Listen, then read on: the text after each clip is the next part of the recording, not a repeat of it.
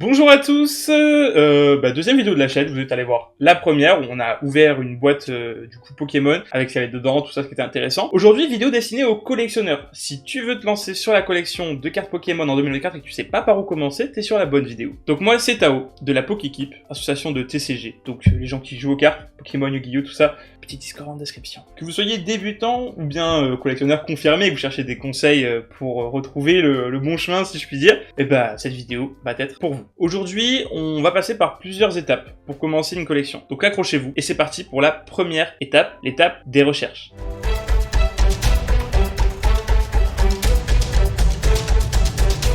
Donc, avant de commencer, il faut savoir où vous voulez aller, parce que Pokémon, c'est extrêmement vaste. Depuis 95 jusqu'à aujourd'hui, il y a tellement de cartes, il y a tellement de sets, il y a des trucs à pouvoir s'en perdre. Donc, il faut que vous regardiez un petit peu ce qui vous intéresse en fonction de ce que vous recherchez. Il y a des trucs sympas. Il y a plusieurs blocs dans Pokémon. Il y a le bloc Wizard, qui va être le plus ancien, le bloc X, le bloc Diamant Perle, le bloc Platine, le bloc XY, le bloc Soleil et Lune, et Épée Bouclier, qui est le bloc d'aujourd'hui. Il y a des choses sympas aujourd'hui. Il y a des trucs bien avant, mais il y a des trucs sympas aujourd'hui. Il y en a tellement qu'on peut facilement s'y perdre. Mais ne vous inquiétez pas, je suis là, je vais vous aider. Pour savoir ce qui vous intéresse, il y a plein de forums qui existent. Il y a des vidéos qui parlent de chaque série, de chaque set, parce que dans un bloc, il y a plein de différentes séries. Donc regardez ce que vous kiffez. Il y a une plateforme qui est excellente pour ça d'ailleurs, qui s'appelle Pokécardex. Pokécardex, moi je l'ai en appli. En fait, vous pouvez venir répertorier votre collection dedans. C'est-à-dire que t'as telle carte, tu mets, par exemple, j'ai pas de carte sous la main. On n'a qu'à dire que ceci est une carte Pokémon. Tu vas rentrer le nom de la carte, tu vas rentrer juste le nom de la carte, par exemple ça c'est un Pikachu, tu rentres Pikachu, tu vas scroller, tu vas voir la même, tu regardes bien que ce soit le même numéro de série en bas, le même truc, tac tac, c'est là, hop, tu l'ajoutes. Et ça te dit, tu as cette carte dans ta collection. Donc par exemple, imaginons que tu fasses un set en particulier, je vais revenir après ce que c'est que les sets, les full sets, les master sets, tout ça, mais vous inquiétez pas, ça te permet de savoir où tu en es dans ta collection, de te voir ta progression évoluer, ce qui est très satisfaisant et qui peut t'éviter de dépenser beaucoup d'argent, on y reviendra aussi après. Donc c'est très aidant. Et c'est aussi aidant quand tu veux rechercher une carte, savoir dans quelle langue elle est disponible, savoir pourquoi est-ce que tu la trouves pas, savoir si elle est rare. Quand tu as vu une carte, pouvoir retrouver l'identité de la carte. C'est utile, c'est utile. Installez-la, faites-moi confiance, et vous pouvez aussi défiler comme un catalogue. Tu peux venir regarder ce qu'il y a dans chaque set, dans chaque série, dans chaque bloc. Donc en fait, tu peux venir aussi feuilleter là-dessus pour savoir ce qui toi t'intéresse. Ça marche aussi au coup de cœur Pokémon. Si jamais tu trouves que cette série est super belle, tu la veux, et hop, tu vas commencer par là. Donc choisir ta série ou bien ton style de collection, c'est notre deuxième étape.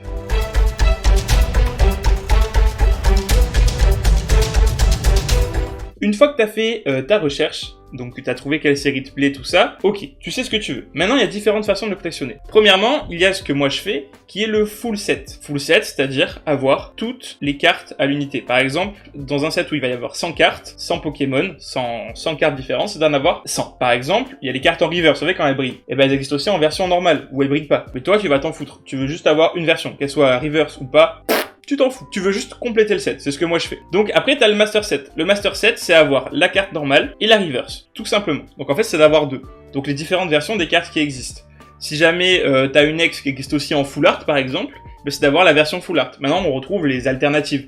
Voilà. C'est d'avoir toutes les versions des cartes qu'il y a dans le set que tu peux avoir dans les boosters, en fait. Tu sais, quand tu ouvres un booster, c'est d'avoir toutes les cartes que tu peux trouver dedans, en théorie, et pour te faire ce qu'on appelle un master set. Et ça coûte un petit peu. Mais si jamais tu veux vraiment tryhard, il y a, accrochez-vous bien, la dernière façon de collectionner. Je vois très peu de gens qui font ça, c'est badass. Après, ça a son mérite, c'est magnifique dans un classeur. C'est ce qu'on appelle le full master set. Ouais, j'aurais pu mettre une musique épique, mais voilà, non, c'est quelque chose de très sérieux, le full master set. Il faut avoir toutes les mêmes versions d'une carte. Par exemple, une série, un set qui va avoir 100 cartes, il va peut-être avoir une carte qui est disponible quand tu fais un tournoi, d'avoir un petit stamp. Vous savez, le petit tampon, voilà. Et celle-là, il te la faut. Il te faut toutes les cartes qui existent. Il y a eu un truc au Japon, dans un truc publicitaire avec un stamp particulier, il te la faut. C'est d'avoir absolument toutes les cartes qui rentrent dans la série et de chacune des cartes de toutes les versions qui existent. Ouais, c'est intense. Mais ça existe. Ça peut vous intéresser, vous savez ce que c'est. En fait, en définissant ce qui toi t'intéresse, tu vas pouvoir mieux cibler ce que tu vas faire, éviter de te disperser. Surtout, de disperser sur un plan financier. Je vous conseille de pas faire comme moi. En fait, moi, je fais tous les full sets, du set de base jusqu'au dernier set XY. Ouais, ça chiffre. Je te conseille de cibler sur un set. Par exemple, on a dit avant, faire des recherches. Tu as recherché un set qui te plaît beaucoup. On va revenir au set que je vous conseille juste après. Tu trouves un set qui te plaît beaucoup, tu décides de le faire. Tu te tiens à uniquement celui-là. Sur Pokédex, tu vas avoir la progression montée rapidement, vu que t'en fais qu'un seul, ça va être très satisfaisant. Par exemple, moi, je peux dépenser 200 balles de cartes en une journée et je ne verrai rien monter, parce que ce sera dispersé sur plein de sets. Donc c'est un peu frustrant. Et tu te dis, bah je monte pas, donc je rachète. Et mon compte en banque en témoigne, ça dépense très vite. Voilà. On parle de dépenses, on va aborder notre troisième point, définir un budget. C'est crucial les gars, c'est crucial. Sinon, tu te ruines, parce que Pokémon, ça coûte cher. Et oui, les cartes, elles sont pas gratuites.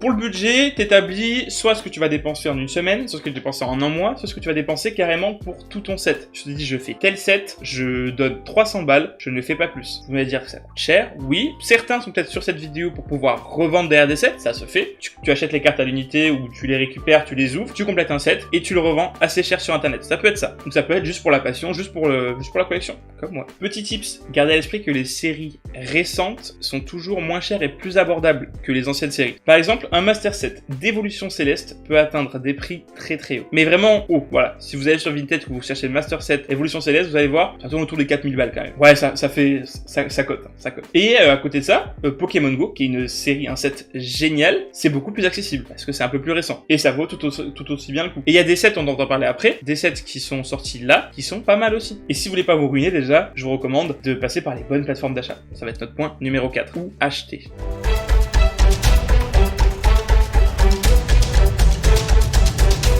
Déjà, si vous voulez pas vous ruiner, il y a des solutions simples. Il y a Card Market qui est du coup ainsi, qui marche aussi bien pour Pokémon que pour Yu-Gi-Oh ou d'autres TCG. Et vous allez pouvoir voir la cote actuelle d'une carte. Donc c'est bien d'aller regarder la cote de la carte pour vérifier si vous êtes dans une boutique spécialisée par exemple, si jamais vous vous faites niquer ou pas. Ça permet aussi de négocier des prix. Il y a Vinted qui est pas mal. Vinted, vous trouvez souvent des cartes à des prix intéressants. Prenez en compte les frais de port quand même. Et vous pouvez aussi négocier sur Vinted grâce à la cote que vous avez eue sur Card Market. Et puis il y a eBay. Moi j'utilise eBay et eBay. Mais sur Vinted, il faut avoir de très belles pépites. Des gens qui revendent des collections et qui connaissent pas du tout les prix. Vous pouvez faire des très bonnes affaires, notamment sur des cartes assez anciennes. Du Diamant Perle, du Block X, voire même du set de base. Le nombre de copains que je vois arriver avec des X, des X noir et blanc et compagnie, qu'ils ont acheté pour 3 € un lot de 5 cartes, c'est fou. Mais il faut chercher. Donc si vous avez du temps, Vinted, ça peut être pas mal. Et puis, autre solution, si vous n'avez pas les frais de port et si vous voulez faire travailler des boutiques locales, contribuer en circuit court, on peut dire, je vous conseille d'aller voir les boutiques spécialisées. Par exemple, moi qui habite à Pau, magnifique ville d'Henri IV, je vais chez Mystic Ambre et Esprit Pop Shop. C'est deux boutiques incroyables. Voilà, je fais la petite pub. D'ailleurs, Mystic Ambre a un card market et Esprit Pop Shop ont un site. Si vous voulez passer commande, n'hésitez pas. C'est franchement des prix toujours intéressants. Ils s'alignent sur les prix du marché, voire même un petit peu en dessous de la cote. Ils peuvent racheter des cartes, tout ça, ce qui fait qu'ils ont toujours des nouvelles cartes, toujours un choix. Un peu comme sur internet. Et puis t'as pas à attendre ta carte, t'as pas à attendre une semaine, 2 semaines, voire plus que ta carte arrive. Tu vas directement là. Et puis t'as un choix. C'est là le problème, tu vas peut-être voir des trucs que tu n'avais pas prévu d'acheter au début. Et c'est pour ça que c'est important de se focaliser sur un set. Les boutiques récentes, regardez sur Google, tapez Pokémon, tout ça, vous allez trouver, et franchement, toujours sympa. Il y a une communauté, des gens avec qui échanger, des journées communautaires, et ça permet d'échanger des cartes sans dépenser. Parce que oui, c'est possible de collectionner avec zéro. Notamment, point numéro 5, les événements.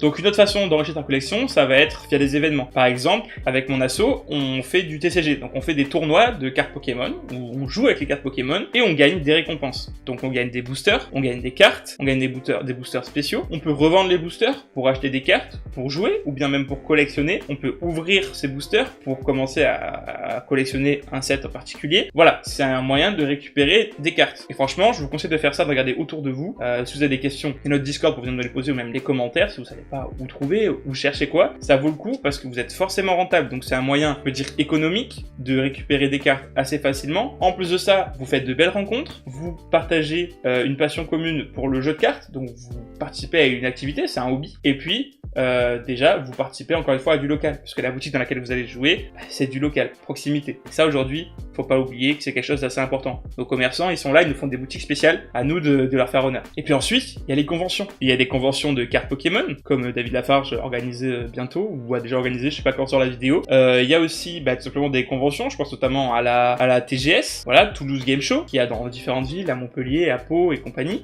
Il y avait la TwitchCon cet été, où il y avait aussi des cartes Pokémon. J'imagine qu'à la Paris Games Week ou la Japan Expo, il doit y en avoir. Là-dedans, vous trouvez des vendeurs qui vendent surtout souvent des grands catalogues de cartes. Il y a énormément de choix. Donc souvent, ce que vous recherchez. Après, évidemment, l'offre et la demande. S'il y a beaucoup de monde qui achète, si c'est un endroit où il y a beaucoup de monde, les prix peuvent monter aussi. C'est compréhensible. Pas toujours.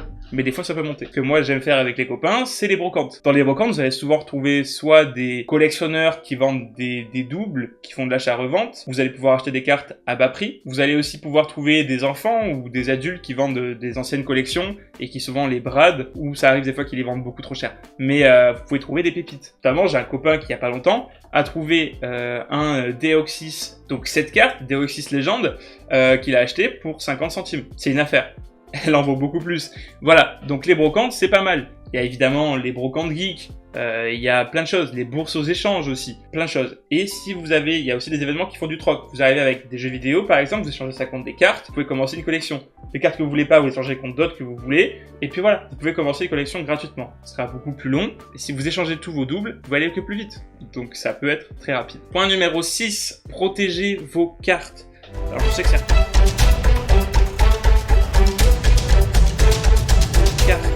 Alors je sais que certains le font que pour la passion de la collection, mais d'autres vont peut-être vendre. Il faut vraiment protéger vos cartes, que ce soit avec des sleeves, avec des classeurs, avec des top loaders, il faut protéger ces cartes. Pourquoi, vous allez me dire? Parce que ces cartes, elles vont prendre de la valeur. Un booster que vous allez acheter aujourd'hui, vous ouvrez, vous mettez la carte dans une protection, et dans 10, 15 ans, peut-être même 20 ans, ça se trouve, elle vaudra des centaines d'euros. Voilà, peut-être, peut-être pas. Et peut-être qu'en la revendant, vous allez pouvoir vous acheter plein d'autres cartes pour avancer sur d'autres sets. Ça marche aussi comme ça la collection. Vous achetez, vous revendez. Et ouais. Point numéro 7, choisir les bonnes séries à collectionner.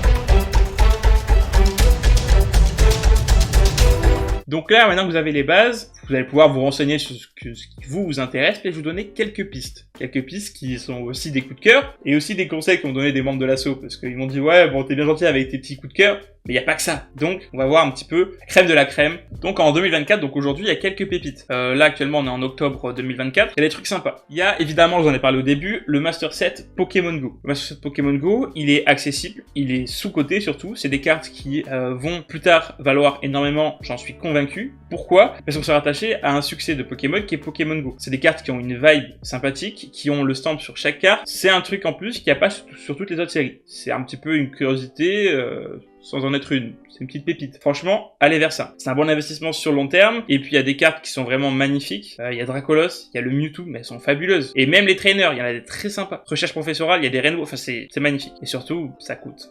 Vous avez celui dont tout le monde parle, hein, le Master Set Évolution Céleste. Des illustrations mémorables, c'est très demandé sur le marché et du coup forcément, ça reste une valeur sûre. Quelque chose qui coûte aujourd'hui et qui coûte beaucoup depuis pas longtemps, ça va encore continuer à coûter. Donc si ça coûte, forcément, ça peut être un bon investissement. Il n'y a pas que l'investissement, c'est un vrai passionné, j'ai des petits trucs pour vous. Évidemment, le bloc X. Légendes oubliées, Deoxys, il y a des pépites. Les cartes sont juste fabuleuses, c'est des vestiges d'un autre temps. Si vous êtes un vrai passionné, vous allez sûrement kiffer ces illustrations. C'est des cartes qui peuvent valoir un certain prix. Après, l'avantage, c'est qu'on en trouve dans des états dégueulasses.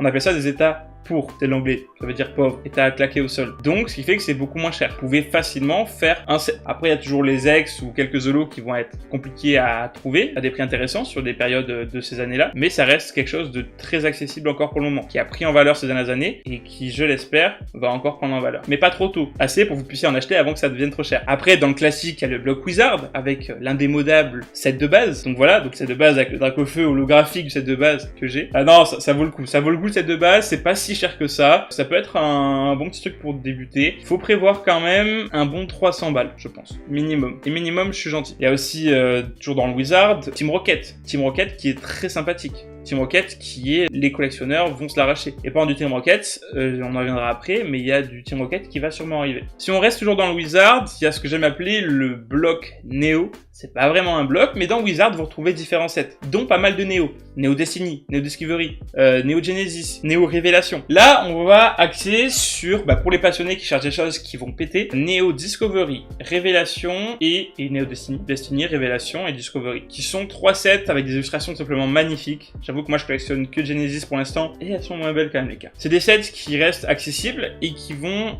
commencer à monter. Voilà. C'est un pic, c'est en train de monter, ça va continuer à monter, et ça vaut le coup. C'est des très belles cartes qui sont pas le premier choix des collectionneurs, donc il y en a souvent beaucoup à prendre, donc ça peut être idéal pour commencer. Et pour les collectionneurs qui font du récent, pas mal d'aller vers ça, c'est aussi accessible. Vous avez aussi maintenant dans le bloc récent, épée bouclier qu'on a aujourd'hui, il y a de très belles choses. Certains vont dire qu'on se fait chier dessus par Pokémon, qu'il n'y a aucun hit dans les boosters, peut-être, peut-être pas, mais on a été gâtés. On a eu 151, qui a été exceptionnel. Là, on a eu Couronne Stellaire, qui est pas mal. On a la série qui va arriver avec le Pikachu Terra Crystal, qui va être sympa.